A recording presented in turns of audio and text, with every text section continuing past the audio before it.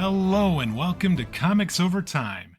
This season, which we're calling Murdock and Marvel, a history of Marvel Comics starring Daredevil, is our most ambitious project yet. Our plan is to look at the state of the comic book industry during a particular year, and then to examine in detail the major ways that Marvel Comics in particular evolved during that year. We'll look at who was creating comics, what new characters or storylines were introduced, and which comics either debuted or ended. After that, we'll get down to business, take out our stack of Daredevil comics, and look at what our old friend, the Man Without Fear, was up to during that same time. We're glad you've joined us. My name is Dwayne, and with me, as always, my good buddy Dan. Dan, we're back for another week of talking comics, talking Daredevil. Lots to get to today. Absolutely, yeah. Good to be back with you and everybody else out there. This year, we're really going to see things start to accelerate in the comics world, and the direct market is starting to kick into high gear, and Marvel, as they've been doing lately, is helping to lead the way on this, because they have a truly astounding number of new books we're going to be talking about this year. Welcome to the crazy years, folks. It's time to talk 1983. Yes, this sounds like this is going to be a really interesting episode, but before we jump in and start talking about 1983, I want to hear about Convergence. Dan, you went to a convention over the weekend. Yeah, this is really cool. It's in Minneapolis every year. It's actually called a fan-run convention. So a lot of the panels and the programming and everything else is sort of manned by volunteers and the like. This was an interesting one because Greg Weisman, who is the creator of an animated show from the 90s called Gargoyles, was the guest of honor. He's there most years, from the sound of it. This was the first year I and my family had gone to it. We had a lot of fun. There were some cool panels about everything from sort of hints on podcasting to sitting at midnight listening to a panel on why the Star Wars universe has a slave problem with its droids. So all sorts of interesting stuff going on. And there was a few comic things, although it really wasn't a comic convention by any means. Interesting. We'll definitely try and link to it in the show notes so you can check that out if you're in the area next summer. Sounds like it happens over the 4th of July weekend, usually. It is over the 4th of July weekend, yep, pretty much every year from the sound of it. Again, we'd never been before, so this was the first time trying it out. It sounds like this is a spin-off of a science fiction convention called Minicon that have been going on since 1969 in the Minneapolis area. So it's got some history. Yeah, sounds like it. All right, Dan, that sounds like lots of fun. I'm glad that you're back. I think it's time that we start talking about 1983. The year in comics. Okay, Dan, it is 1983. Let's talk big picture first. We've got what is going on in comics as a whole this year as we start kind of really focusing in on our target year of 1983. So, there's a lot going on. This is an interesting year. It's an important year. It's really kind of led by the big two in a lot of ways. But there's other stuff going on as well. So we're going to start out with Distinguished Competition. See a little bit of what DC's been up to. One thing that they did was they actually ended up buying some characters. So DC purchased the Charlton line of characters, Blue Beetle, all of these characters, from the Charlton Company because they'd stopped sort of doing superhero comics a few years ago, doing new stuff. And so they decided to sell off all of their characters to DC. This is going to become important in a couple of years because a guy you haven't heard of yet called Alan Moore actually writes a treatment for using the Charlton heroes in this story idea he's got going. But DC refuses to let him use those at the last minute, so he changes the name and builds this story called Watchmen around a different set of characters instead. Oh, geez. You may have heard of Watchmen. Yes, I definitely have. And you know what? You mentioned this, and I'm just like, is this something that happens? And I guess it's like any other intellectual property; it can be sold.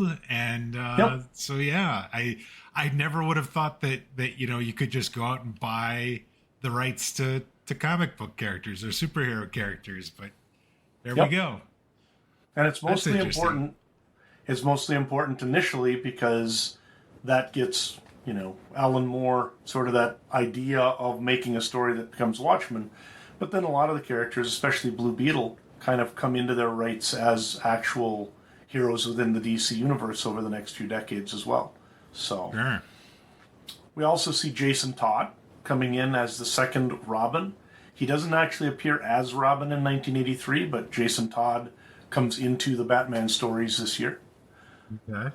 The previous Robin, of course, is Dick Grayson, and he has increasingly been sort of aged into the role where he's now leading the New Teen Titans in another book and is about to take on the identity of Nightwing. So he's going to move on to a new stage of his adventuring career, and we're going to need a new Robin soon. We have an ending of a very, very sort of storied title. Adventure Comics ends with issue number 503. This is one of the original DC comics. It started in 1938 and has been published Wow.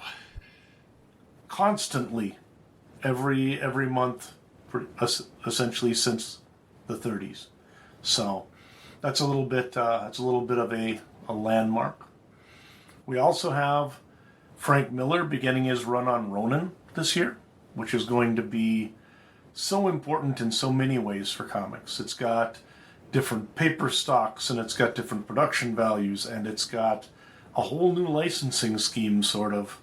And it's got Frank Miller leaving Daredevil to come over and hang out and do It things with does. DC, right? Spoilers for later.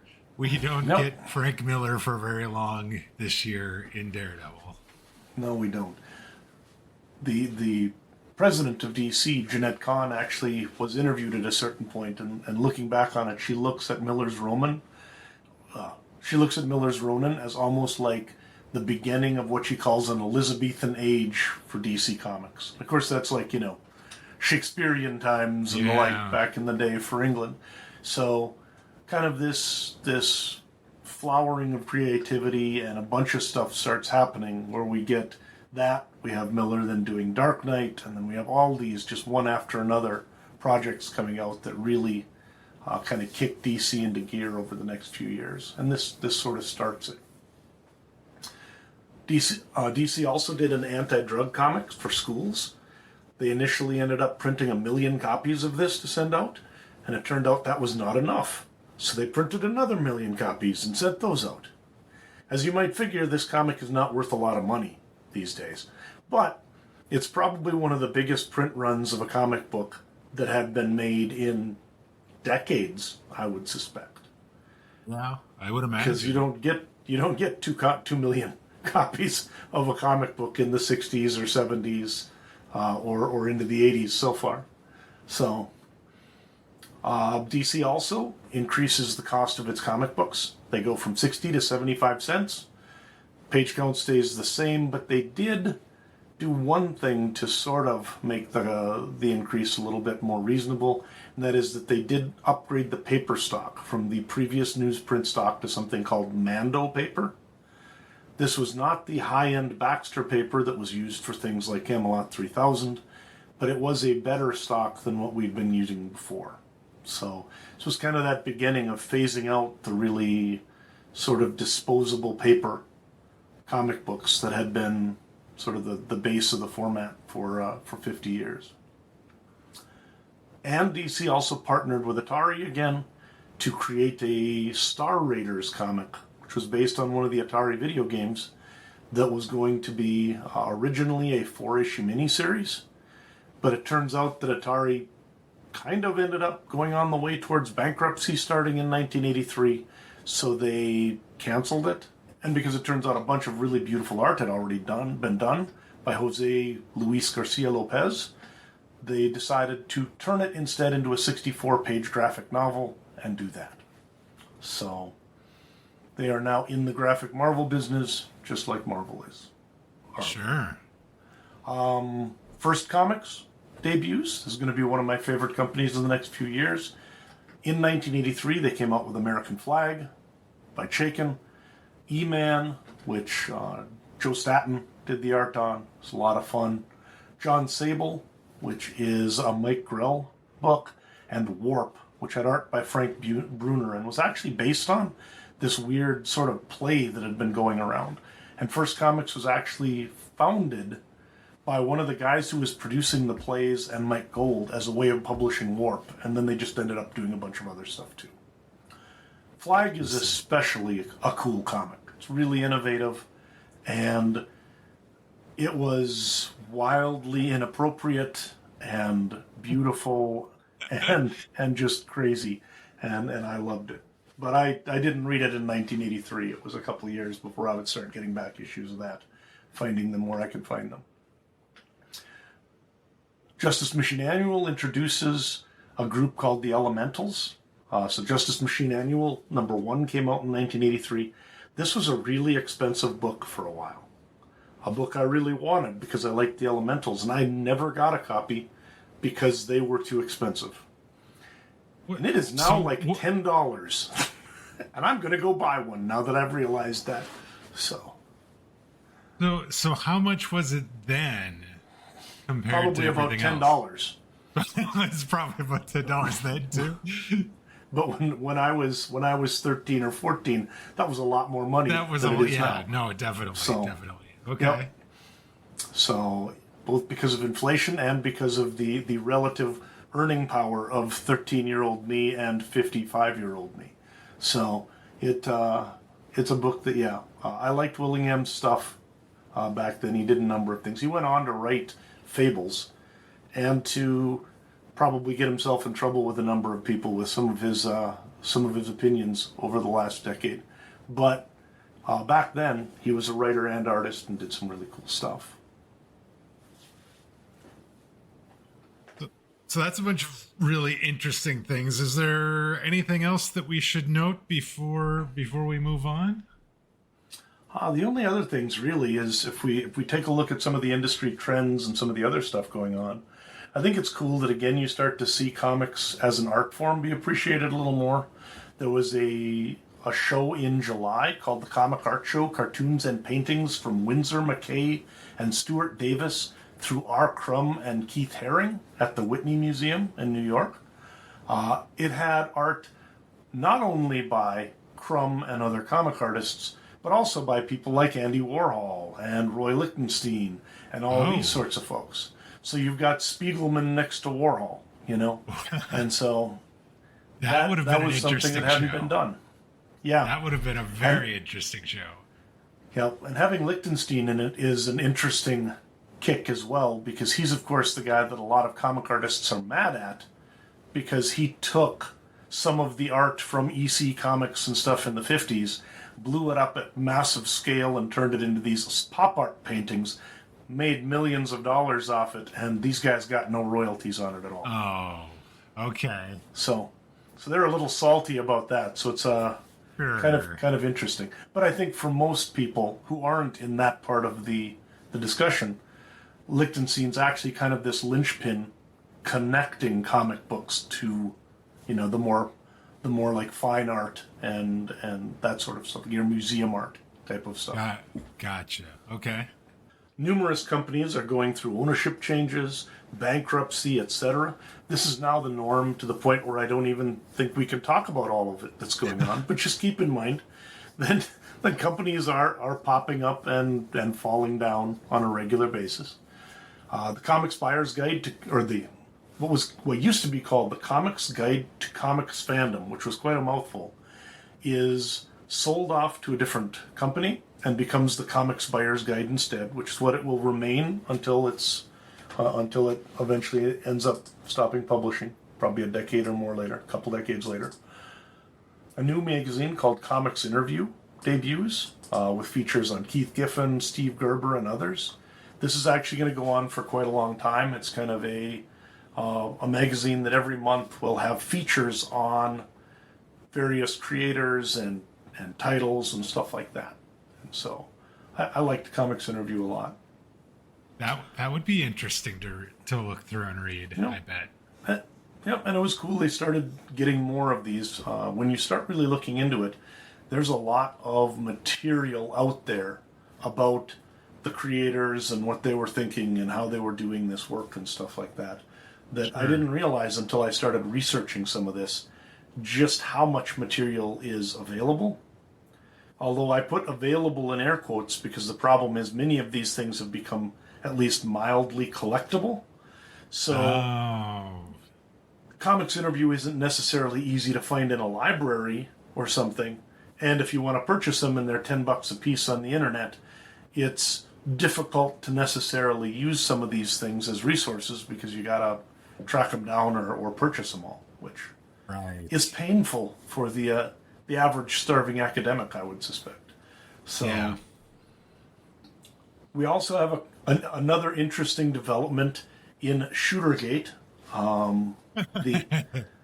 As we know, it's time for our weekly discussion on whether Jim Shooter is awful or is amazing. And this is another awful week. Marvel and DC had come to an agreement to do crossovers in the early 80s, and they'd done at least one. They did a Teen Titans X-Men crossover that was well received. People liked it. They had two more on the way. The next one was going to be a JLA Avengers book that George Perez, who had been the penciler on Avengers and had been the penciler on JLA, considered to be a dream project. As they started to get the script ready and get things going, Jim Shooter, it appears, repeatedly vetoes or refuses to approve the scripts for this until eventually he's cornered and is given the script, and DC's editor, Dick Trajano's like, if you've got any problems with this, let me go, but to make our deadline, we have to start George penciling on it, so if it's not going to work, let me know. Shooter sends nothing back. Giordano interprets that as, we're good to go. Sure. We then get George Perez drawing something like 21 pages of beautiful George Perez art until Shooter shows up again and says, yeah, I guess this doesn't work for me. We're going to have to just scrap the story and start over again.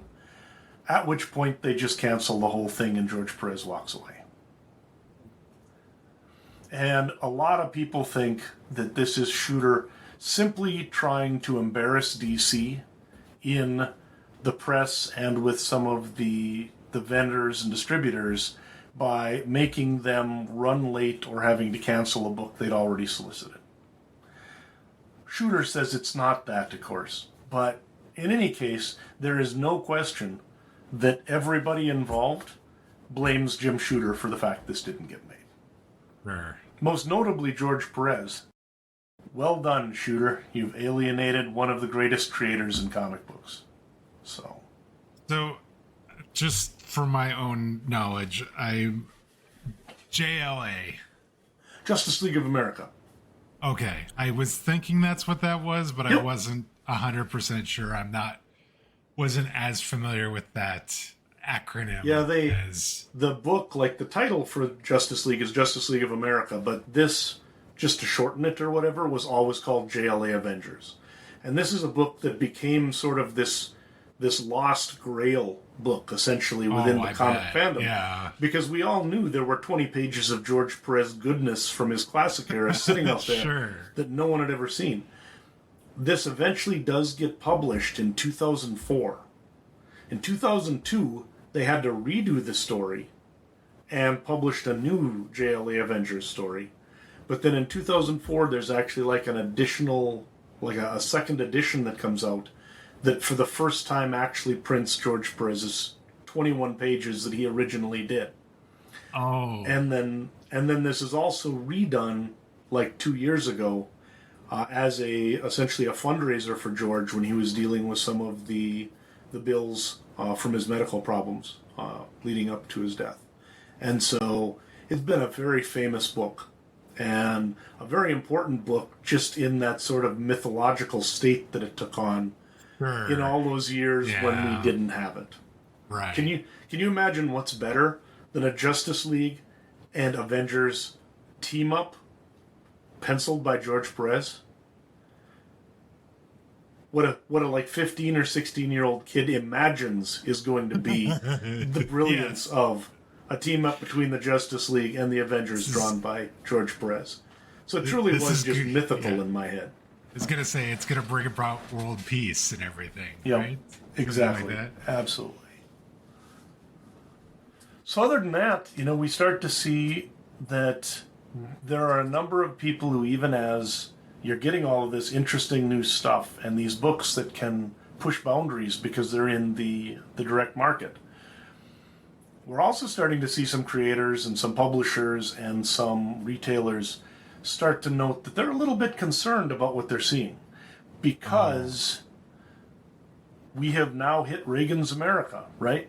You're going to be soon getting to Tipper Gore, and you're going to be getting to a lot of the video game problems. You're going to be getting to a lot of the, kickback against rock and roll music and things like this. And a lot of these folks are starting to worry, well, when you look at the comics coming into the direct market, we have more sexualization than we ever have. There's more nudity in these comics than there's been really ever in terms of, generally available comics. There's far more intense violence than there's ever been in generally available comics. We could be in a situation where we come back to the 50s, where suddenly there are, retailers who are getting arrested potentially for selling a comic book to a kid, and then the parents see what's in that comic book and they go, what is this filth that you sold to my child and everything? So a lot of them are starting to say, maybe we need a rating system. Maybe there should be R-rated comics and there should be PG-13 comics. And others are saying, no, you just need to know who you're selling to, and retailers have to be careful not to sell books that kids shouldn't be getting at to kids and stuff like this. This all sort of ends, evidently, in a number of panels, including one at Comic-Con in Chicago, where all sorts of people just start yelling at each other, and nothing ever seems to get done. Oh, right? Goodness. So this is a mess, but it does show that these guys are starting to look at this and worry a little bit about the fact that bad things could be happening. Sure. Yeah. Okay. And no resolution for that this year, by the way. Just mentioning that they're starting to talk about it. There's rumblings afoot, as it were. There are rumbles. Okay. Let's switch gears a little bit. Let's talk about the Eagle Awards. We had an awards for this year, it looks like, and yeah, who took home some? V for Vendetta comes in with Best Story. I think it's important to note this is not the V for Vendetta that we know. This is V for Vendetta published in Warrior over in England. So it's going to have to come over to America and be reprinted by DC later. So if you're like, I did not read V for Vendetta in 1983, you are correct. You didn't. Best group book, we've got the New Teen Titans. Favorite group, we've got X-Men.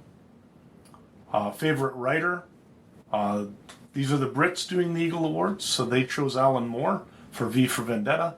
Favorite artist, though, an old favorite of ours, Bill Sienkiewicz, gets the nod, and that would mostly be off of his Moon Knight work. And then favorite inker, we get Terry Austin. So, some good stuff this year. Good stuff. All right, Dan, before we wrap up the year in comics in general, do you have a favorite comic that you want to highlight here? So I think that this is probably going to be a little redundant to next year as well. But New Teen Titans at DC is at this point my favorite book, bar none. Issue number 27 in January was the second part of a two-part Runaway story that was absolutely fantastic. And then issue number 27 introduces a character called Terra, who is going to basically tear comic books apart over the next year and a half. This is the start of just some amazing comic books in the New Teen Titans world. This is Marv Wolfman, George Perez at the absolute height of their powers in these books. So really good stuff. New Teen Titans was absolutely my favorite title at this point. I also didn't actually get them because my store, for whatever reason, didn't get them, or I started getting there earlier and getting them from whoever had been buying them before. So I didn't get the first probably 14 or 15 New Teen Titans issues until I had to go and get them at the back, like on the secondary market. I think 17 or 18 was my first issue of these. So, Okay. But anyways, by this point, they are my favorite. The year in Marvel. Excelsior!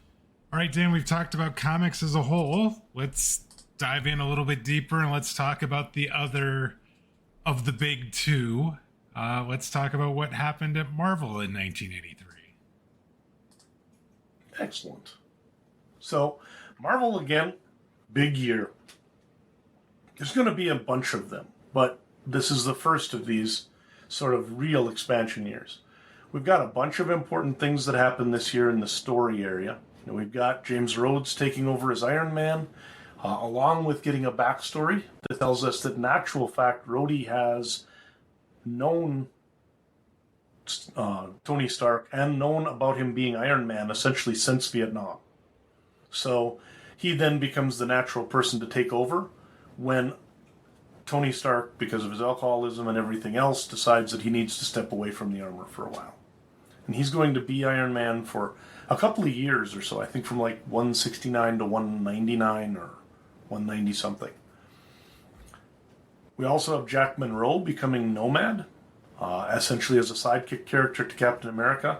If you remember back in the day, Cap, during the Watergate era, sort of lost his faith in America and decided he was going to be Nomad, the hero without a country. Well, now they've decided to recycle that character name and bring in somebody else to work with him. Which is weird, because Nomad doesn't really work necessarily the same way as like a metaphor when he becomes the sidekick to Captain America. No, I suppose because he's kind of got not. a country at that point, right? I mean, this is so anyway. But if that happens, we also have the return of Jane Grey, or maybe, in any case, there's a lady named Madeline who looks an awful lot like her, and you know, Scott Summers is going to fall in love with her, and absolutely there's no chance she's going to turn out to be some sort of evil clone created by their enemies to cause trouble. So Surely not. that would be Not ridiculous. in our comic books. No way. I think it's interesting, by the way, that you know the X-Men '97 season that just came out, that a lot of people have been talking about, heavily featured the Madeline storyline, and kind of talked a little bit about how Madeline Pryor and Jean Grey end up sort of getting in this weird situation when Jean comes back, that now, what do you do when there's two of the same person in the room? It gets a little awkward. One of them's the original. The other one has married Cyclops and has a child with him. So it's awkward. Yeah, exactly. Yeah. All right. But so this started that. In terms of some of the other stuff, Marvel published their own encyclopedia, essentially. So we get, for the very first time, sort of a lot of these, the Guide to the Marvel Universe, and it is a lot of fun. It's actually, they call it the official handbook of the Marvel Universe. Every month one would come out, and it would have like an A through Z listing of all the characters and places and, you know, things like this, and gave us for the first time kind of this place to go and look up. You know, who is Cyclops, if for some reason you didn't know who that was, or any of these other characters. You know, Nomad comes out. Well, who's Nomad? You could go back, if you had them all, kind of look through and read up on what the characters were, what their powers were, that sort of stuff. Does Marvel keep doing this? I mean, are they still For doing this? a long time. They aren't doing it anymore, but for a long time what would happen is they published the original like 13 or 26 issues of the Marvel Universe. So it would be like A through, or A and then B and then maybe C and D or whatever. But they published those, and then each year they would come out with an annual that was sort of an update that would show all of the characters who'd been introduced or had substantial changes to their story in the last year. Oh, okay.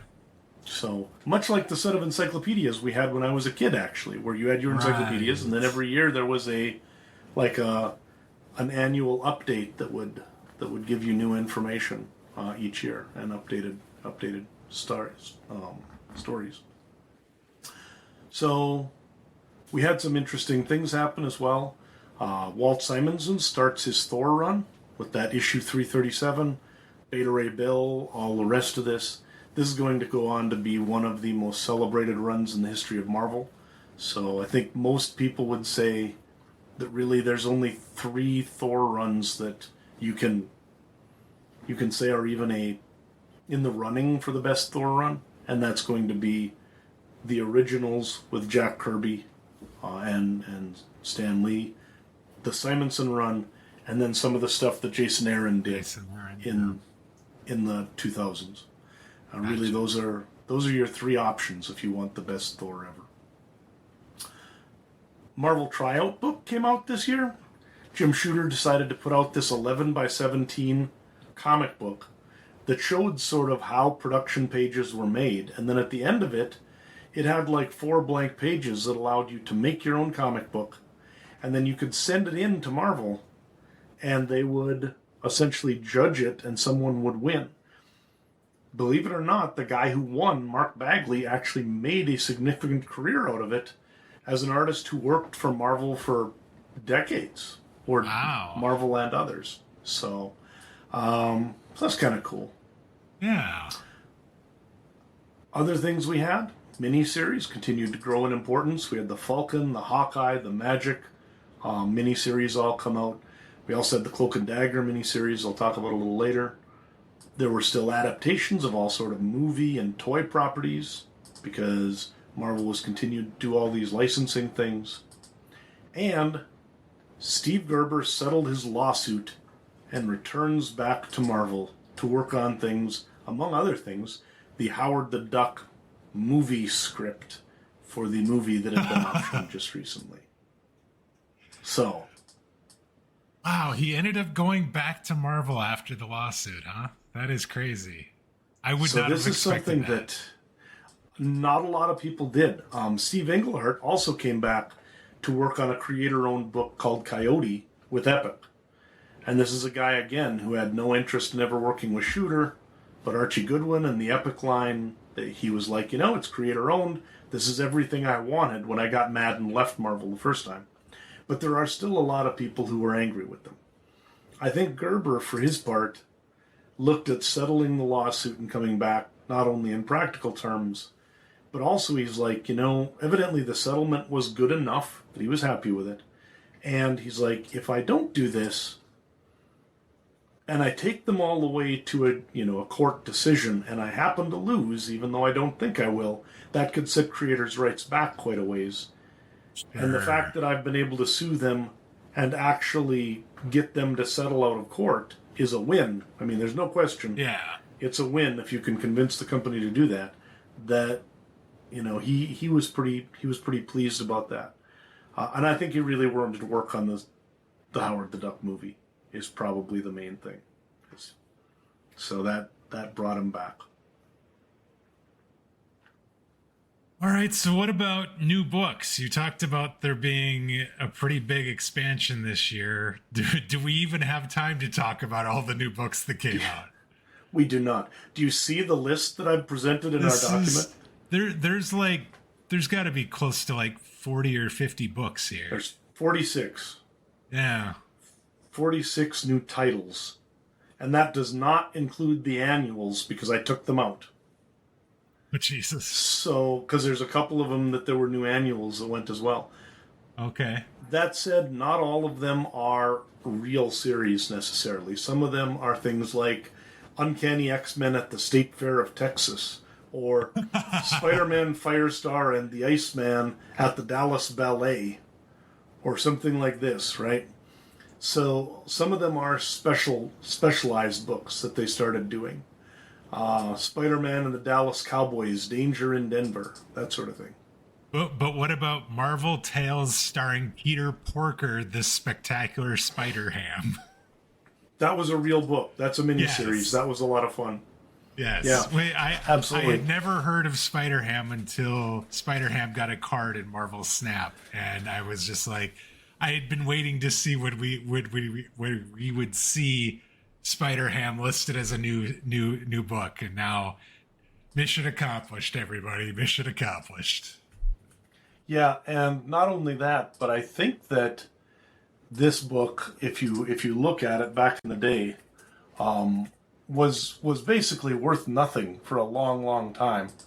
And then at a certain point, because of the fact that it now is the first appearance of Peter Porker or whatever, it's worth like $100 or something like this, which no one ever expected there to be any actual value in a book that debuts Spider-Ham, Hulk Bunny, Goose Rider, and all of these other classic anthropomorphized characters.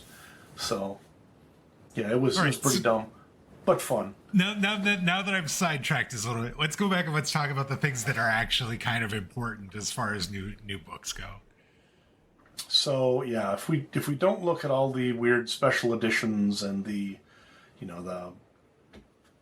licensed stuff like the A-Team Storybook Comics Illustrated or something like this, the things that mattered. Alpha Flight by John Byrne comes out. Byrne writes and draws it. Canadian superhero team.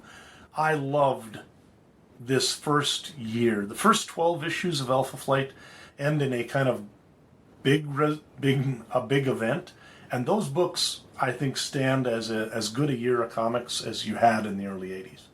Cloak and Dagger miniseries. I'll talk about that again a little bit. Coyote by Englehart is a creator-owned book that comes in under the Epic line. Marvel Age is a new story, or is a new book that Marvel puts out that's essentially like a Stan's Soapbox in issue form, where it's just like a company newsletter for Marvel. It was lower priced and had interviews and upcoming stuff and whatever. The New Mutants, who debuted in the Marvel graphic novel last year, get their own book this year, and this again is one that I really enjoyed. I didn't get these until probably I think I started with issue 4 or 5. I don't know, they weren't available initially at my newsstand, but this became a favorite of mine as well. The official handbook came out. Red Sonja got a new title. The Saga of Crystar Crystal Warrior debuted. And Marvel 2-in-1 got canceled and replaced by The Thing just having his own book, where he wasn't co-starring with people all the time. Other than that, we had a Falcon miniseries, a Hawkeye miniseries, we had the Magic miniseries, and yeah, I think that's mostly it. A lot of special editions where they reprinted stuff, like the Moon Knight special edition, reprinted some of the old Sienkiewicz stuff from the Hulk comic, that sort of stuff. So they were doing a bunch of those as well. It was a crazy year. A lot of stuff. But about 7 to 10 ongoing titles were added, plus just a bunch of extra stuff. Right. So what about new characters then that were introduced across all of these titles? There were a bunch. And all of sort of similar importance that I'm going to talk about. They were important secondary characters. Not A-list, but some strong B-list. We've got Beta Ray Bill, who comes in Thor. Box, Diamond Lil, Marina, Pup, Talisman, and Wildchild are all introduced in Alpha Flight. A lot of those are Beta Flight members. Magma, Cypher, and Selene came in New Mutants. Hobgoblin debuted in Amazing Spider-Man number 238. Essentially, he is a supervillain who takes Green Goblin's old equipment, like discovers an old Green Goblin equipment or laboratory cache, and then uses that to become a new upgraded version of the Green Goblin called the Hobgoblin. We've got Lord Darkwind and Eureka Omaya, who appear in Daredevil. We've got Megan, who comes in from Marvel UK. She's going to become important in some of the later stuff that Marvel Mutants does, including a book called Excalibur.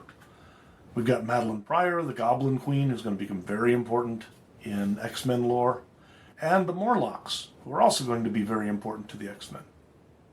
And then a few others here and there, but really those are the ones I think we'd want to talk about. Those are the main characters that debuted this year.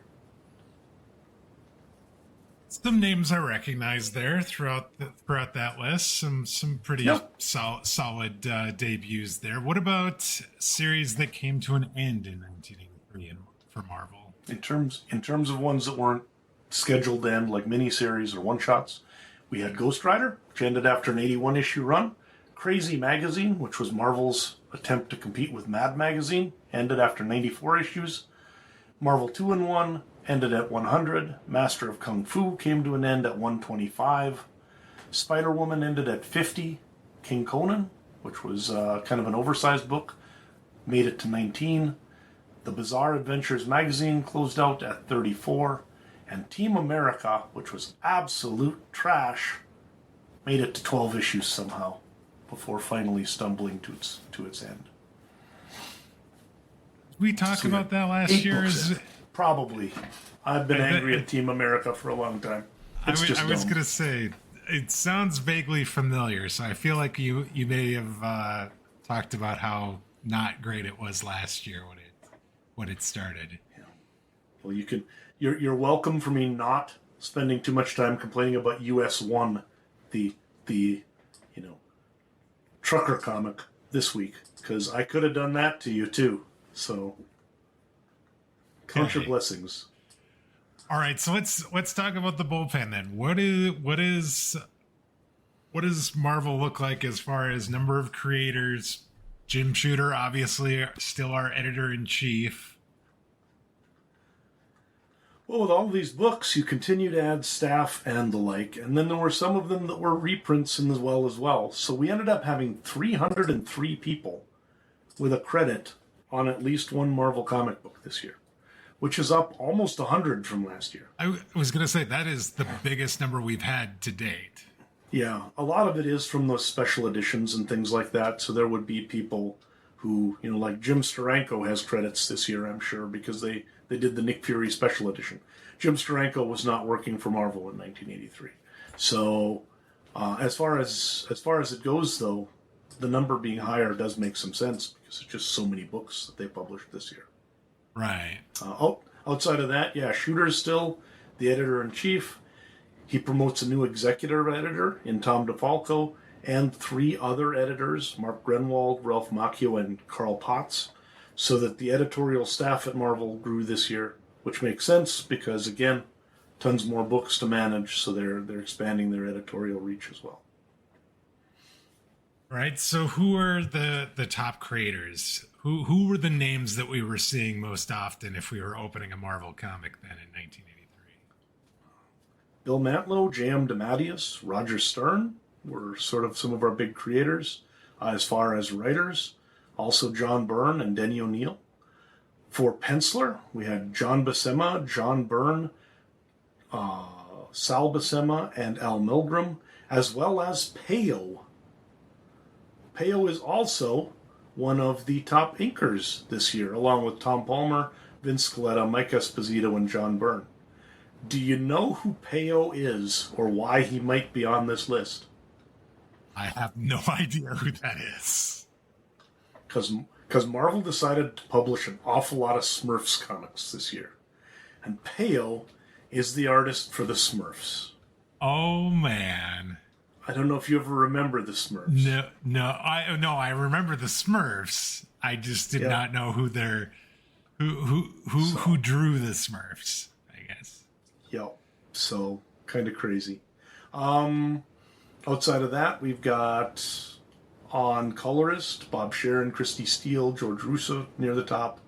Lettering, Joe Rosen, Janice Chang, Rick Parker, Jim Novak, Tom Osachowski. So, a lot of again, the same old people with a splash of Peyo, just to kind of spice things up a little bit.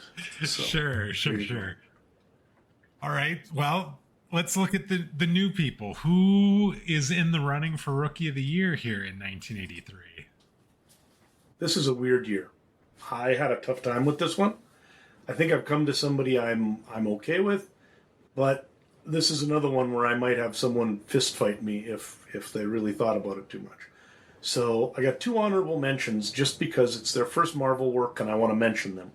Mike Mignola, who has since been a legendary creator in sort of creator-owned comics, working with Dark Horse on something called Hellboy, which has had a number of movies and animated movies, and Beat BRD has had series and spin-offs and everything. He started this year. He didn't work a whole long time for Marvel, but he did do some interesting stuff. He also worked for DC. Todd Klein worked very little for Marvel. He's been almost entirely a DC artist or has worked at other sort of third-party or independent shops. Over his career at DC, he was the initial letterer on Sandman, and really in some ways completely revolutionized how lettering is done in comics on Sandman.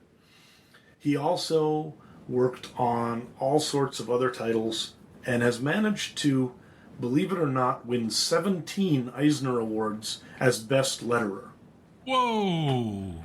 Including, I think, something like 12 years in a row or something like this. Oh my goodness. Yeah, basically, if you weren't Stan Sakai or Todd Klein, you might as well not even bother to put your name in for most of the 80s and 90s and early 2000s. So, he didn't do much work for Marvel, but he is literally one of the most dominant people in the history of comics at what he does. Sure. So if he put in any more time at Marvel, he almost certainly would have won this.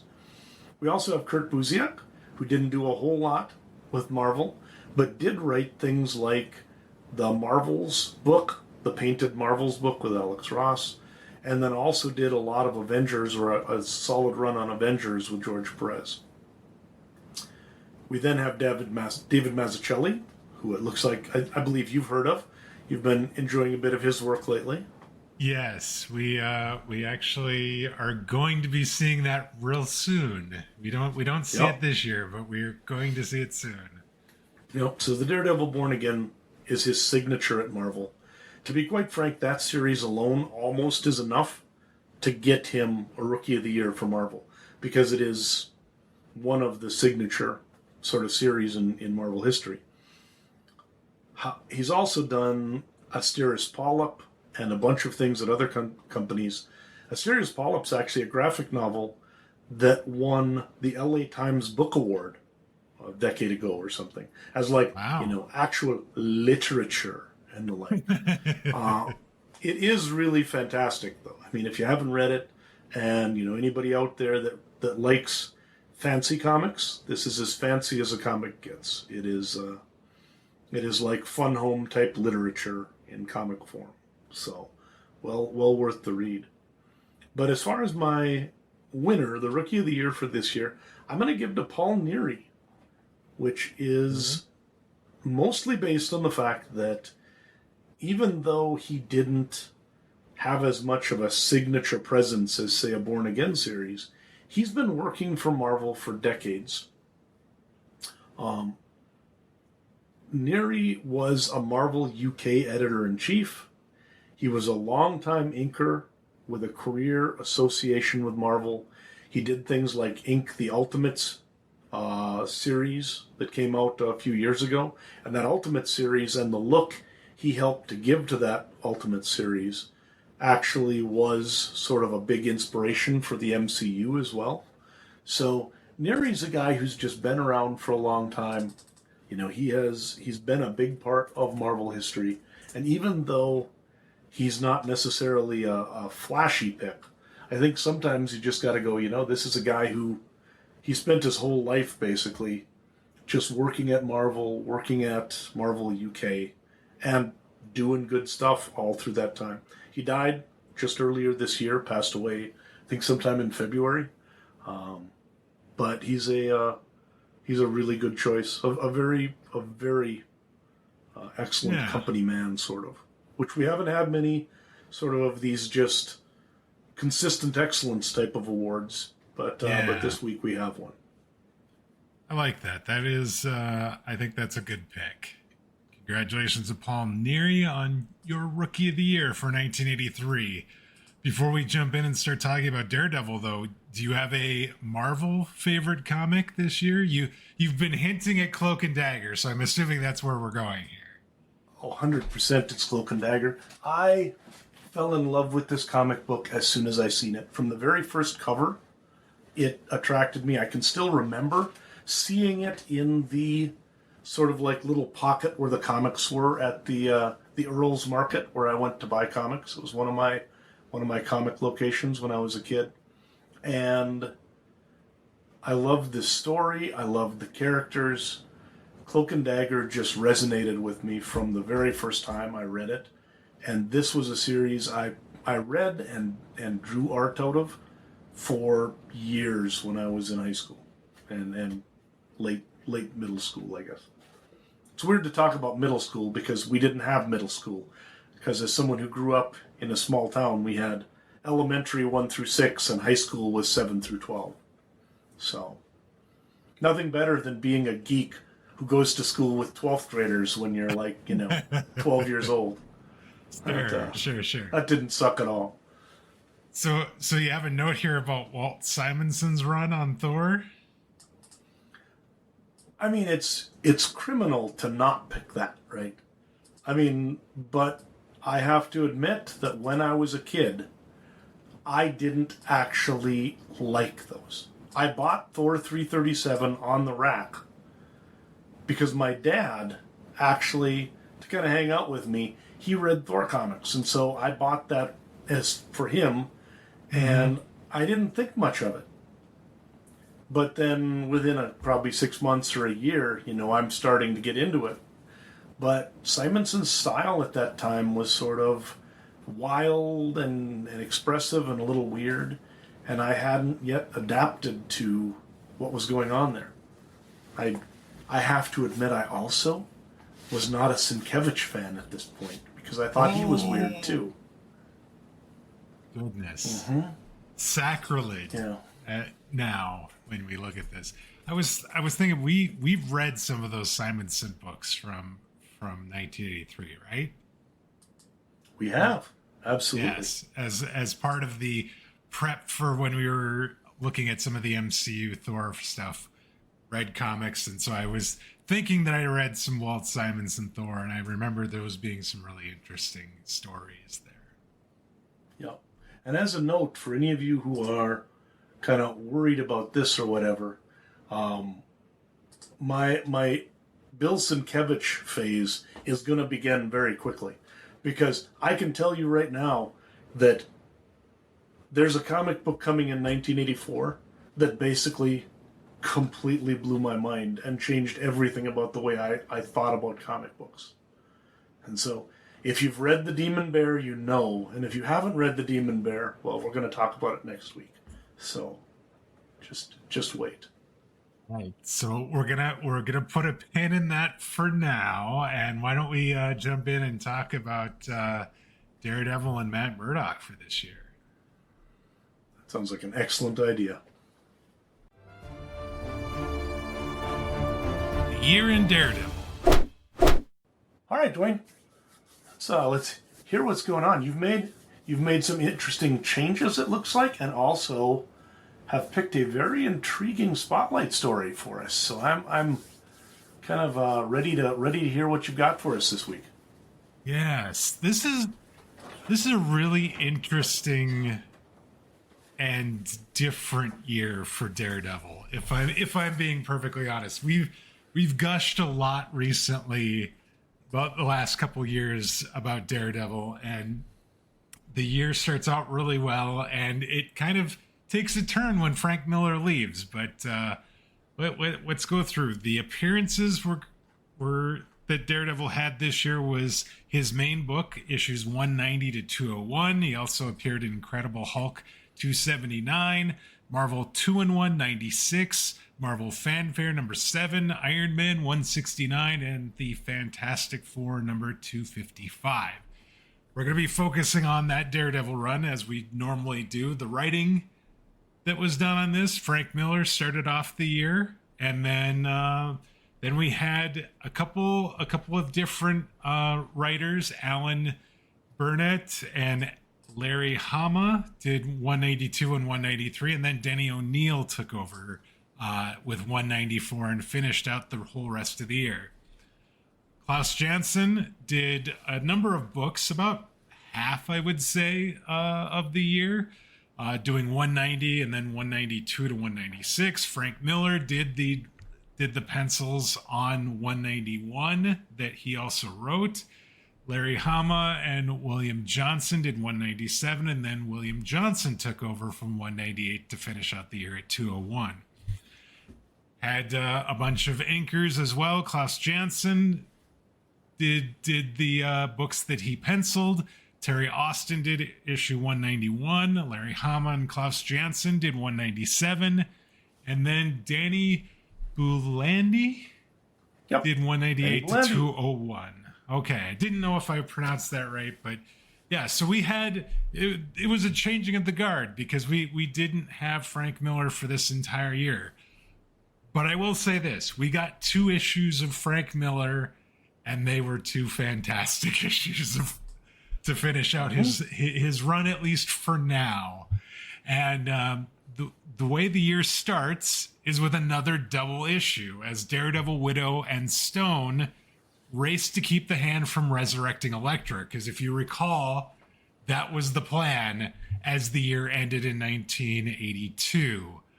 Unbeknownst to Daredevil, though, during this giant fight and the resurrection process, Stone actually ends up finishing the job the Hand started, and Elektra lives again. And I say unbeknownst to Daredevil because he doesn't know that this has happened, and she ends up leaving and going off somewhere, and she's like at the end of the book is like up scaling like an ice mountain type thing. It was it was quite something. This was another just really fantastic story, and you were shocked that I did not pick that as the spotlight book. It is really iconic. Now, you had reasons for it, and I celebrate those reasons. But yeah, this is a comic book that just kicks you in the pants because you're not ready for it. You don't understand what's going on. You're still dealing with the fact she's dead. And now, when they bring her back, the other thing that's nice is that this is a character who had committed an awful lot of questionable acts. In fact, that's being generous. They were questionable. She's literally an assassin who's just been killing people wantonly, working with the Kingpin, everything else. Yeah.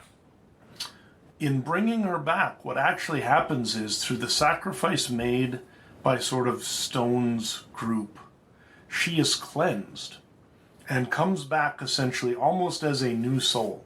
So in doing this, what Frank Miller does is he creates this character, Elektra, who's this very tortured woman that, you know, has a history with Daredevil, or I guess not a history with Daredevil, a history with Matt Murdock. And then through the space of these 2 years, we go in, she dies, and then when she's resurrected, he does it in a way that essentially it's almost like, you know, she's truly been saved as well, right? So it's a really cool story, and it ends with 2 pages where you see her climbing the sort of the cliff face to try and get back to where Stick's group was. And when she gets there, there's 1 page that's a single page just of her face, and then the next page is a page of her kind of taking off her big coat, and it's her in a version of her costume that's now white instead of red.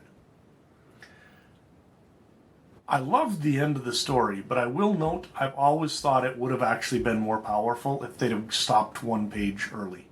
Because to be quite frank, that picture of her face is so expressive, it's so perfect, it's the reveal that you need. Yeah. I don't think they needed to go with the next page. I've always thought that actually is a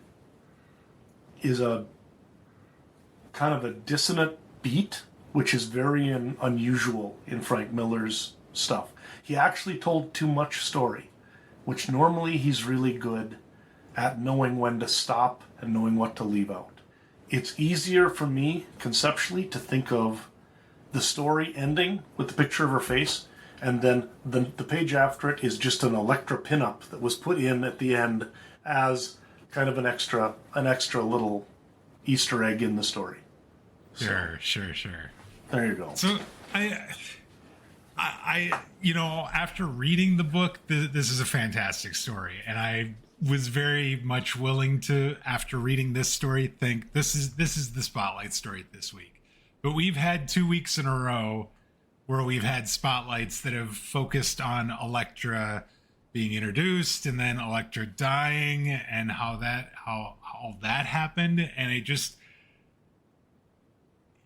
it was worthy of a spotlight. But here's the thing: the very next issue, Frank Miller's last issue on Daredevil, for now, issue 191, Daredevil visits Bullseye and tells him a story about a recent client and how he's questioning what he's doing.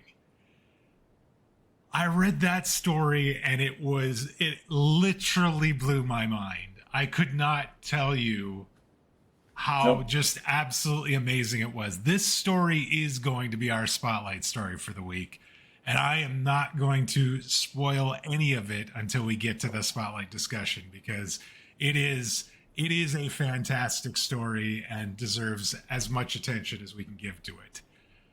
Fantastic. Having said that, though, I will say this. The next issue 192, then, actually is a really good story, too.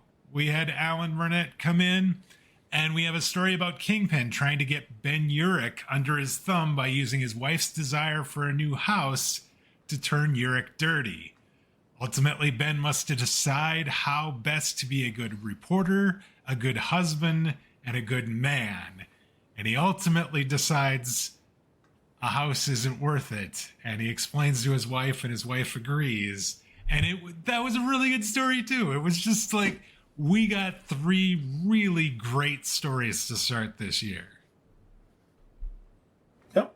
No, that was entertaining, and it was nice that it did sort of take the focus off of Daredevil. With all the stuff that's been going on, now it's time to just sort of take a quick look a little bit more at not only Ben Urich, but also it provides a little bit more depth in terms of sort of the way that the Kingpin does stuff. Sort of the scheming behind the scenes.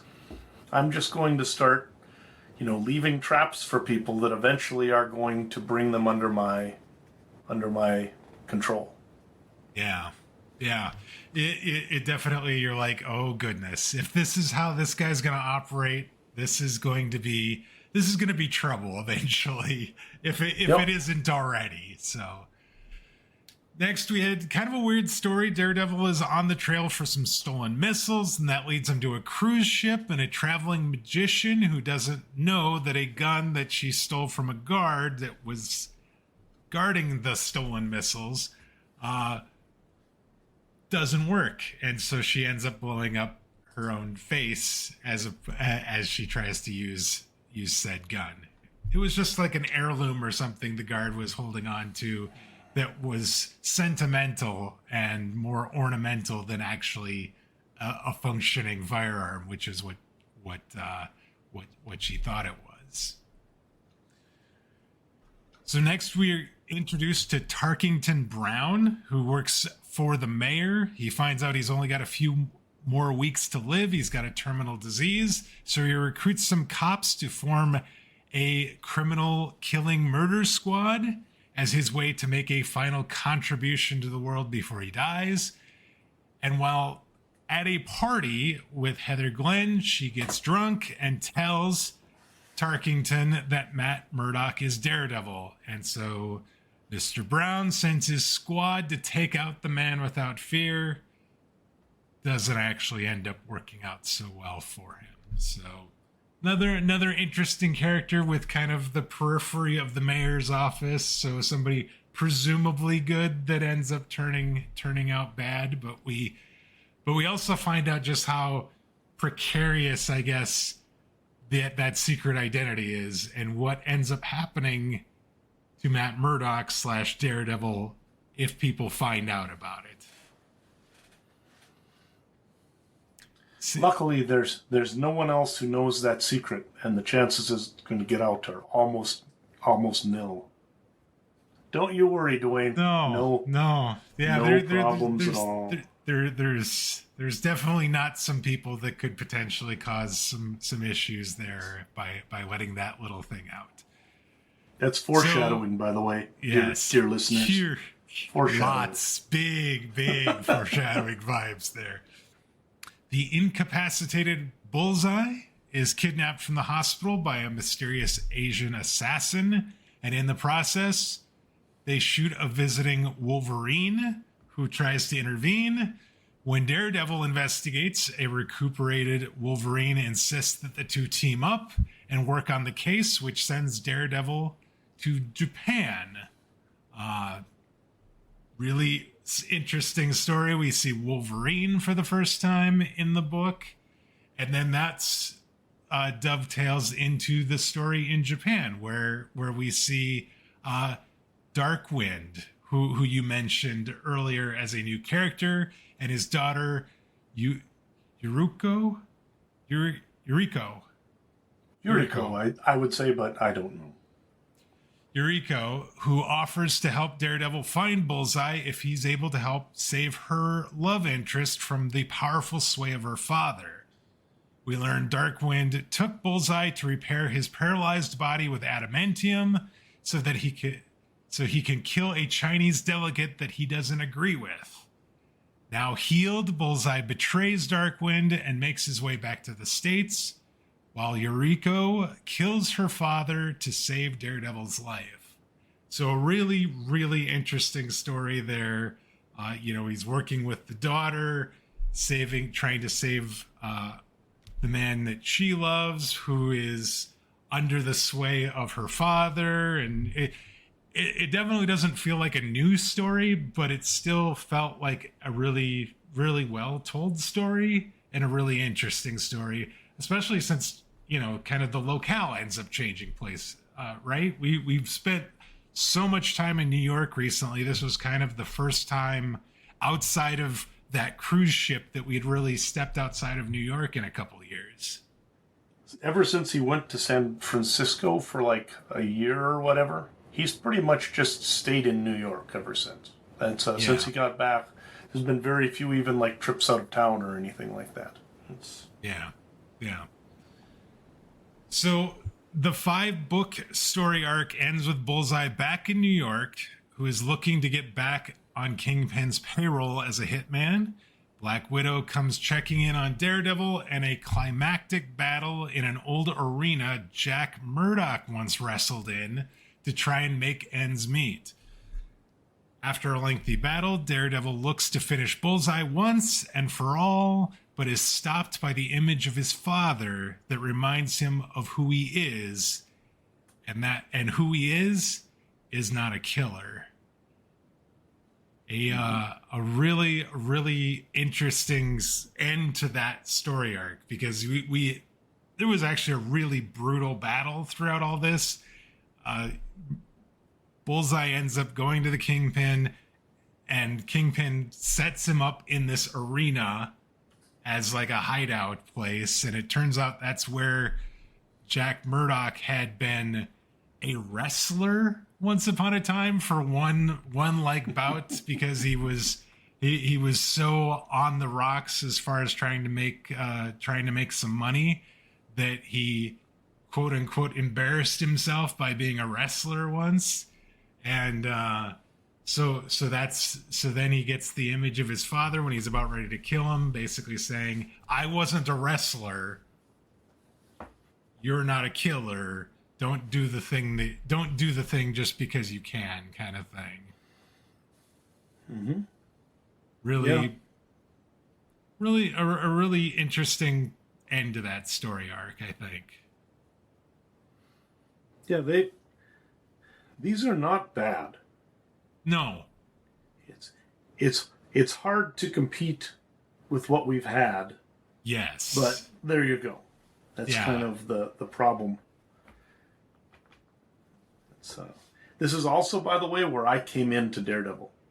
Just as a sad note in terms of I think what happened is whoever it was that was stealing all the Daredevil comics from my place stopped once Frank Miller, I assume that there's a good chance that it was somebody, in fact, who is an investor or whatever, who was pulling like 2 or 3 of them and keeping them all. Because I think 195 or 196 was my first newsstand Daredevil comic. Really? Okay. Yeah. You feel free to feel sad for me now. I feel sad for me. Yeah. I mean, I was able like to get them all, but I had to pay higher prices on the secondary market to get them later. Right. Like a year or so after that. To your point, these are not bad stories. They're just not quite to the level that we've had the last couple of years. And to that end, the year ends with someone taking a shot at Foggy Nelson. I think we've seen this before. And a wounded Daredevil enlists the Black Widow's aid in trying to find out who is killing his partner. This issue in particular, issue 201, has a cover by John Byrne, too, which actually looked really, really nice. Very cool. Yep. So that is the year for Daredevil. It started off fantastic. The rest of the stories are actually, if I'm being honest, they're not. They're good. These are good stories. They're just not Frank Miller good. I would put it this way. I think that you'll find that most of the stories for the next decade of Daredevil, even if you get a year where you're like, well, this isn't Born Again, or this isn't, the high days of the Elektra original saga, almost none of them would you trade and go back to anything that happened before issue 158. Yeah. Right? Yeah. Like, even the low parts of the stuff in the 200s is better than pretty much anything we got before 150. Yes. In my opinion. It's like the bar has the minimum bar has been raised, and it doesn't go below that, but it is, which is still better, like you said, than I think a lot of the stuff we were seeing early on, and even into the mid, close to the mid hundreds of Daredevil. What the last 30 issues or so have done is provided kind of just an ethical and moral framework for Daredevil that will never let him go back to just randomly battling Stiltman when, whenever there's nothing else going on.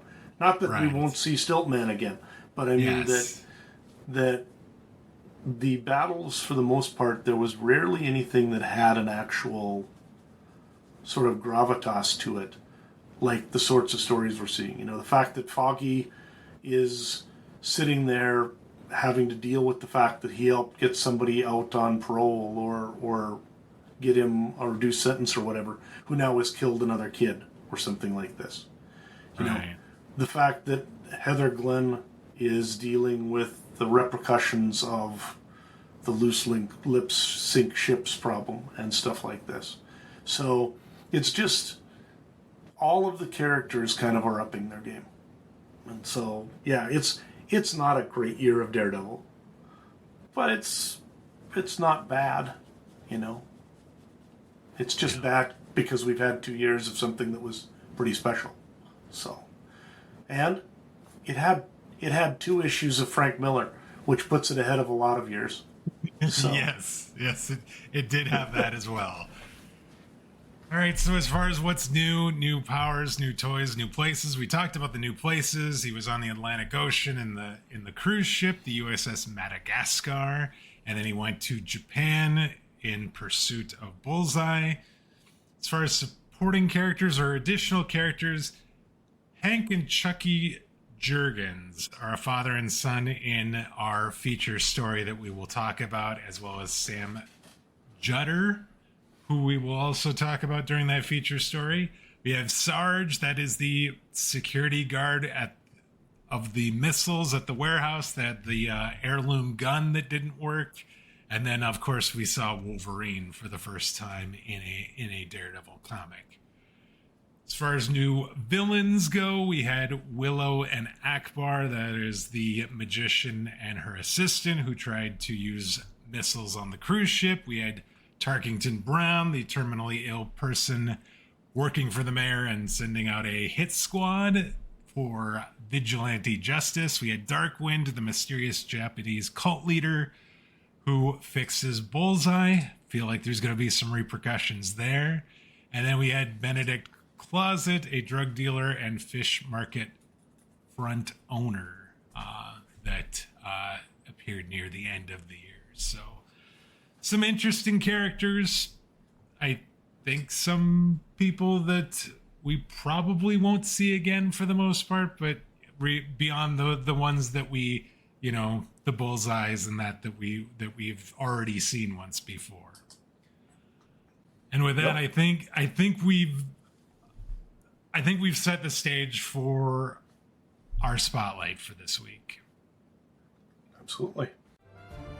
This week's spotlight story. All right, Dwayne.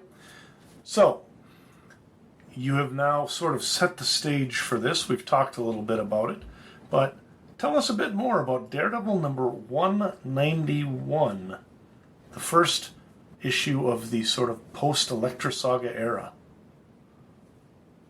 Yes, so issue 191 from February 1983 is called Roulette, and you're going to find out why rather quickly. And this is, as we noted earlier, actually the final issue that Frank Miller writes, and he does draw for a little while. So let's savor this, everybody. A troubled Daredevil pays visit to Bullseye, who's still in the hospital and paralyzed from their previous encounter.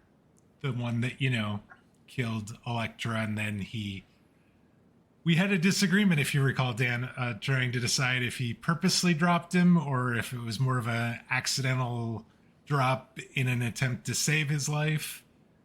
I think I've come around to your way of thinking. I'm now of the opinion that he dropped him. And there you go. So Daredevil begins to play Russian roulette with his helpless foe while he explains the reason for his visit. Recently, Matt visited the home of Hank Jurgens, a potential client. During his visit, he met Hank's son Chucky, who is strangely fixated with a tape of a fight Daredevil had with Bullseye that was broadcast on television. While sharing a meal, Hank tells Matt that he is innocent and that he was framed by Sam Jutter, who he claims is jealous of a recent promotion Hank received. Hank is quite vocal with his disapproval of his son's obsession and is shown to be very, very strict and possibly even abusive as a father. It is also revealed that Chucky's obsession with Daredevil goes far beyond the tape recording, as he actually claims to be Daredevil himself sometimes. And following dinner, Hank shows off his prized handgun. So that is the kind of the set the stage. And so he is in a hospital room.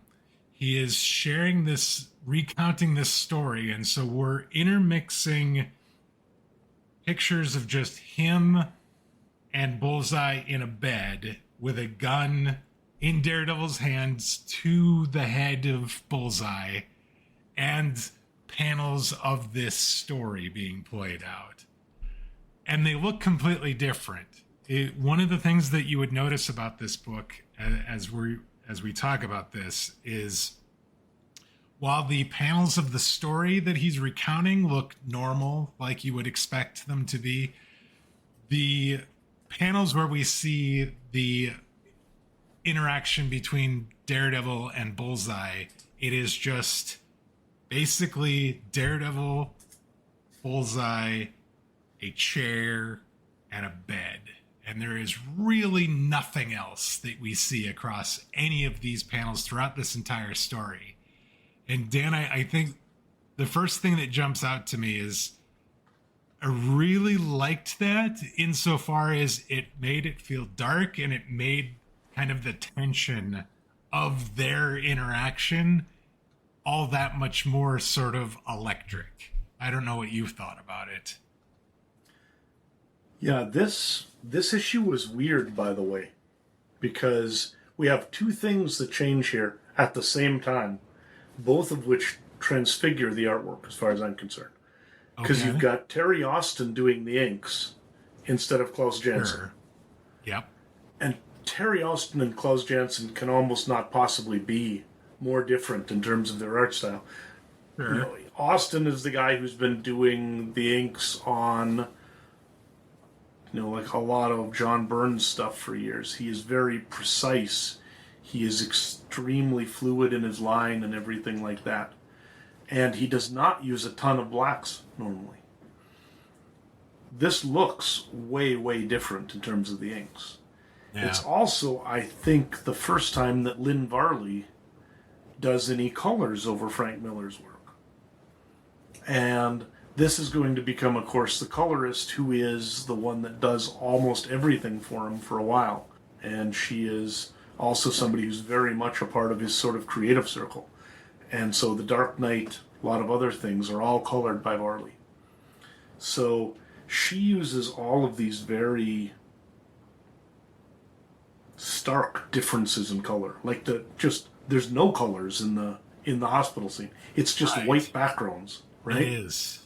Yeah. And it's very, very weird. And then you've got the colors in the, like the flashbacks. She's got a much more sort of subtle palette than Janson does. Klaus Janson he uses colors like a hammer, He just he just pummels you with them. There's no question what your mood is supposed to be because he's going to paint it for you right there. And this is a lot more subtle. So yeah, it's fantastic, but it is different, and it's weird how even sometimes in the middle of a page, there will be the white scenes, and then there'll be the other ones. It was just that contrast back and forth. To me, it really sort of like amped up the tension of it, and it's like, what is going to happen? Is he actually going to kill? Okay, because he's playing Russian roulette, so he's occasionally pointing the gun at himself and pulling the trigger too. So you're like, what is going on here? Is he going to kill himself? Is he going to kill Bullseye? What is going to happen? And you're just like, and you're also kind of captivated by this story. You have this like really cute kid who thinks he's Daredevil and is like worships Daredevil, and you've got this like really strict, really kind of terrible-ish sort of father figure, and it's just like, something bad's going to happen here, too, obviously, because he's not in a room playing Russian roulette with Bullseye because this went well. So it's like, what's going to happen here? So you've got tension in this story, you've got tension here, and it's just like all mashed up, and it's just, it's so good.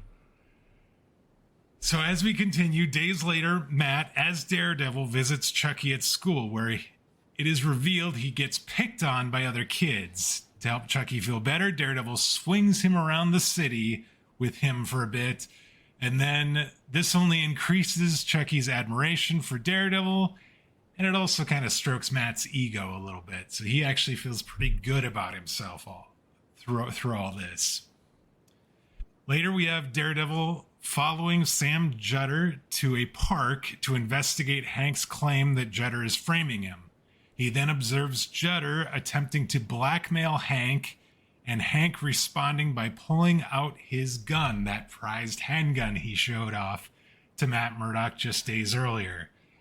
Daredevil quickly knocks out Hank, unaware that Chucky, who wanted to prove that his dad was innocent, was also watching all this played out. This deeply traumatizes the young kid. Days later, While being picked on as usual, Chucky pulls out his dad's gun and shoots his aggressor. The shot kid survives, but Matt is left to ponder if the violent actions as Daredevil are a bad influence on the young, impressionable minds that look up to him. I did not expect this to happen. Like, you knew something bad was going to happen because this kid saw this happen and he just sort of just went white. Again, another great use of color there. This kid just looked totally just shocked that his hero was beating up his dad. Even if his dad sort of like, you know, is abusive and maybe deserved it because he was, you know, possibly going to kill this guy that is framing him / blackmailing him. You're just like, okay, this is the bad stuff that happened. This is why he's at Bullseye's bedside. Yep.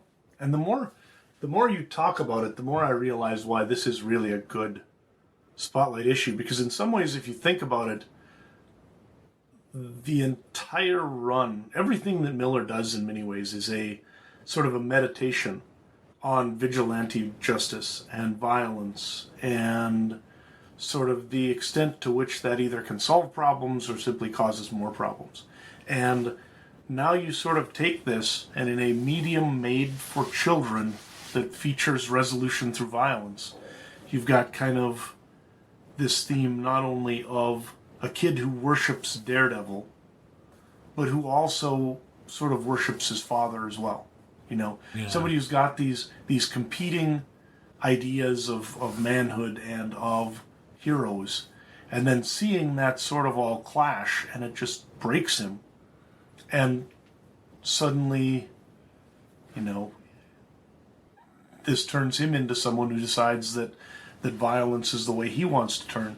It doesn't make a lot of sense, but I think that that's one of the things I like about it, is that it literally is something where, you know, things happen and people go towards violence in weird ways sometimes.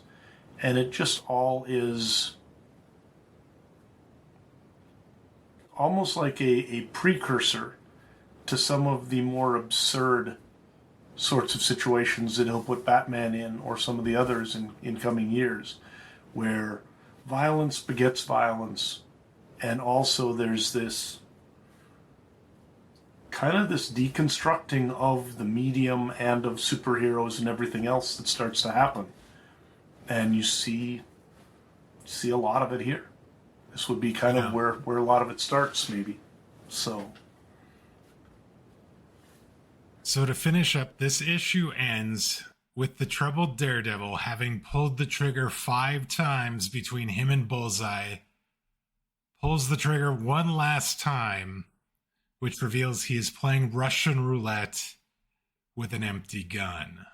And the line that goes along with that last pull, or immediately after the last pull, is one that I think deserves mention. It is, when it comes to that one final act of ending you, my gun has no bullets. I could not think of a better way of ending that story, and specifically that portion of the story, than that line, which actually then made me think, you know, maybe he didn't drop him on purpose. Maybe that proves to me that he didn't drop him on purpose. That like, no matter how much he gets pushed by somebody like Bullseye, no matter how much bad in his life happens because of somebody like Bullseye, he still saved Bullseye from an oncoming train. And he still, like, you know, he may have tried to save him when he was, you know, out on that wired ledge before he fell and got paralyzed. It was really something. It had me thinking that maybe I was wrong in how I had interpreted that issue from 6 months ago. Interesting. I think the main thing is that idea that that Miller makes you re-examine things and think about that again and again. Also, there is something about that, that my gun has no bullets. There's sort of almost a sexual impotence type of metaphor going on in terms of, and he'll do this too. I mean, the relationship between Batman and Joker in Frank Miller is very messed up, Yeah. And I think that there's just so many things he's starting to play with in terms of how superheroes and supervillains work, and that interaction, almost like that dance between them, that gets really kind of crazy as he moves along. But he's thinking about this stuff in a way that other people haven't for a while, and there's just adding layers to the onion every time he writes another Daredevil story that leaves things then for other people to unpack later. Yeah. So that is the story of Roulette, and I mean, I think as we've been talking about it, you can see why I wanted to talk about this. This is such a different story, and like it seems it just kind of like the way it was written. There was a lot of narration, but it was a really fast read. Despite all of that, I loved the fact that Daredevil is reflecting on his actions and really questioning if he's really doing good. I mean, I feel like, there's definitely some questionable things that he has done throughout, not just pre-Frank Miller, but during Frank Miller as well, that like he really should be questioning. And like he has, I guess, a little bit, and like he's said, I'm going to throw away the costume. And then like the next issue, he picks the costume back up and he goes back to doing what he's doing.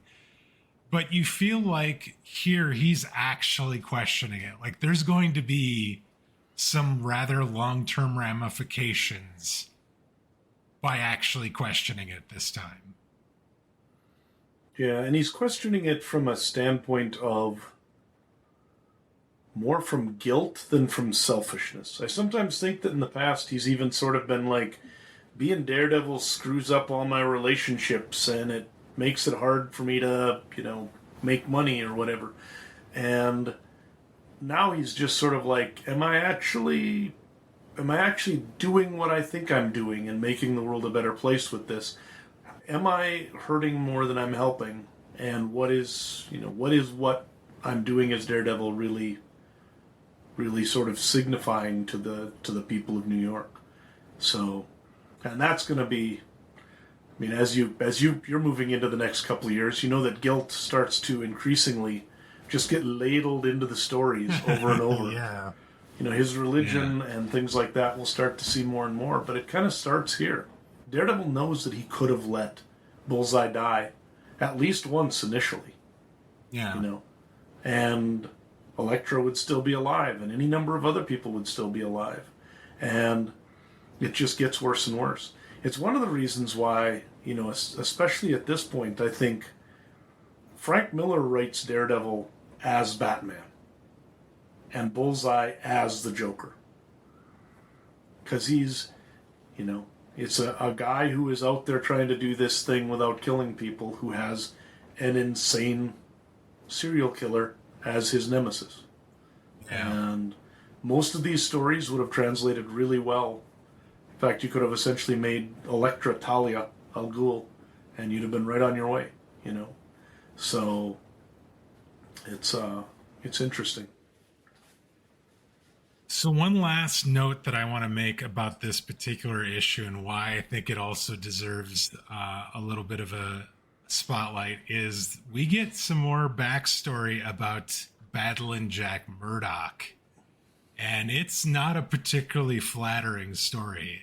As part of kind of the flashback regarding Chucky and Hank, we also get a brief flashback to Matt Murdock when he was a kid and his dad, and a time that Matt got in a fight with some other kids and came home and was actually kind of proud of the fact that he had kind of given his fighting opponent a black eye.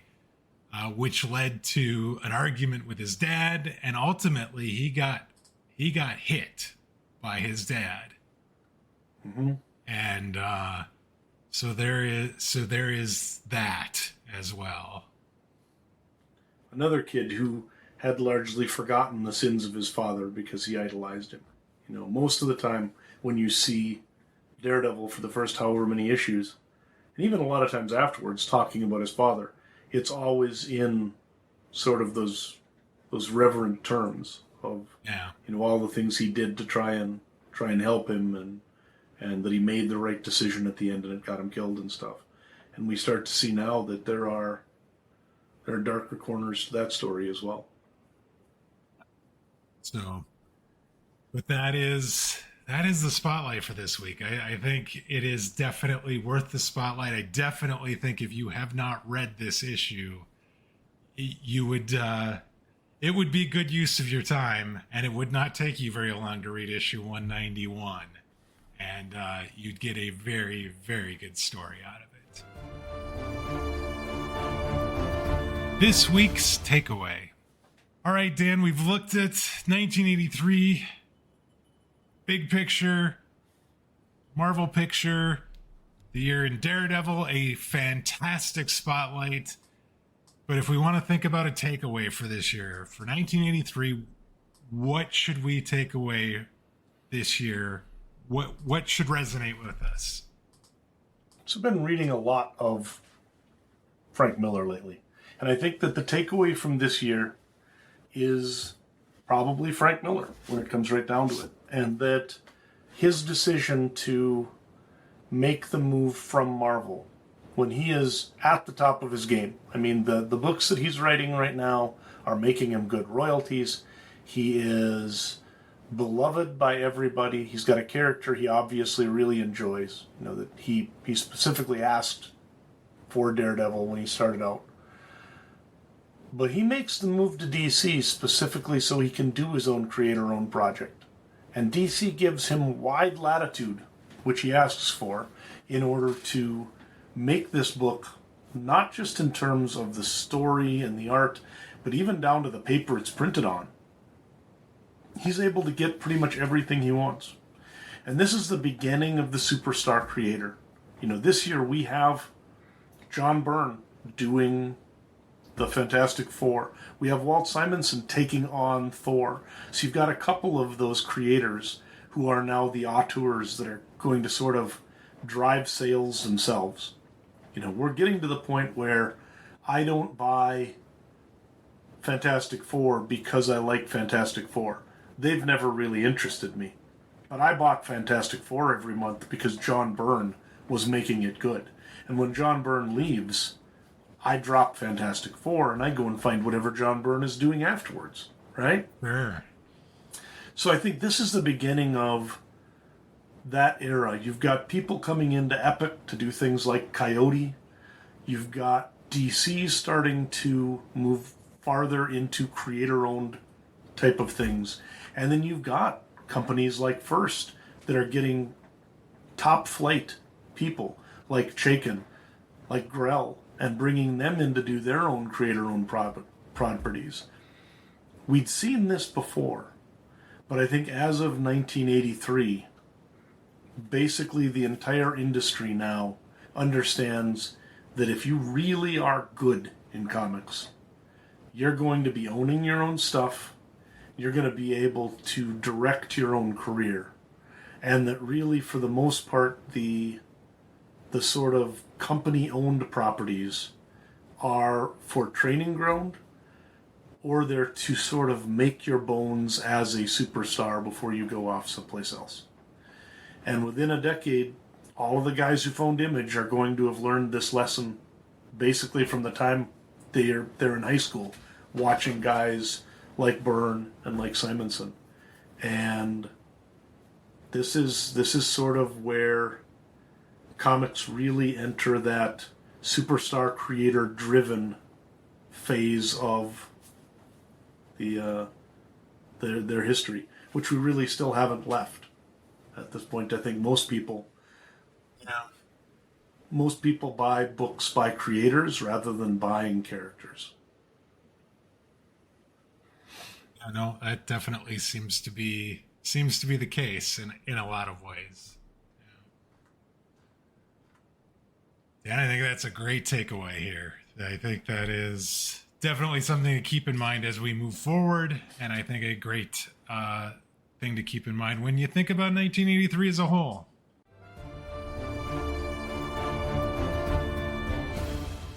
That's going to put a wrap on this week's show. We'd like to thank you for joining us. If you're new to the podcast, please consider subscribing on your podcast player of choice. That way you'll get each new episode as soon as it's released.